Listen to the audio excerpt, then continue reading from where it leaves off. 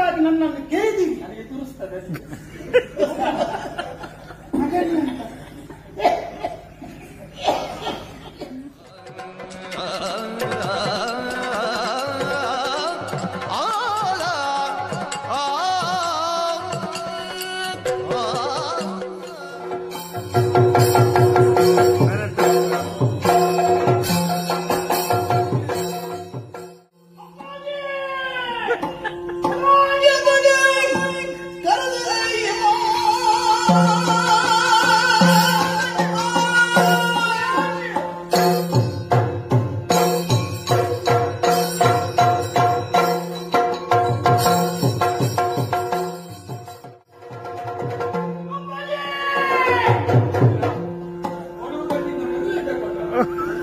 ಮುಕ್ತಿ ಹರಿಯುತ್ತಾ ಉಂಟು.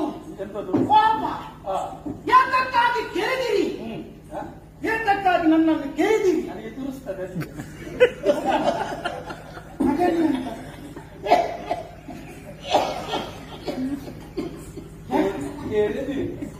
ಜಮದಗ್ನಿ ಮಗನ ನೀನು? ಹೌದು.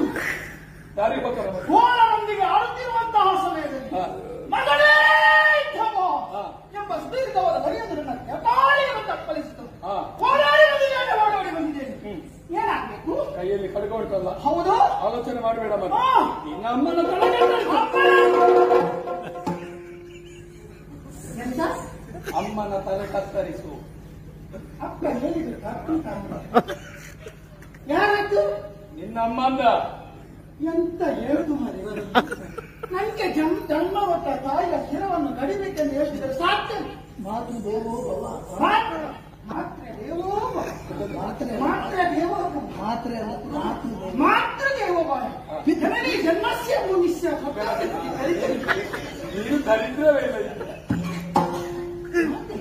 ನಿನಗೆ ಕಡಿತೆ ಹಾಗೆಲ್ಲ ಮಾಡಿ 11 ತಿಂಗಳ ಕಾಲ ನನ್ನನ್ನು ಹತ್ಯೆಯಲ್ಲಿ ತುಂಬಿಕೊಂಡು ಸಾಕಿ ಅಂತ ಸಾವಿರಂತ 11 ತಿಂಗಳು. ಒಂದು ತಿಂಗಳು ಹೆಚ್ಚು ಅವರಲ್ಲ ಒಂದು ಸಣ್ಣದರ ಲಭ್ಯನ್ನು ನೀನು ಹೀಗೆ ಮಾತಾಡುವಾಗ ನನ್ನನ್ನು ನೋಡಿ ಬೆಲೆ ಕೊಡ್ತಾರೆ. ಇಂಥ ಹುಟ್ಟಿಗೆ ಜನ್ಮ ಕೊಟ್ಟ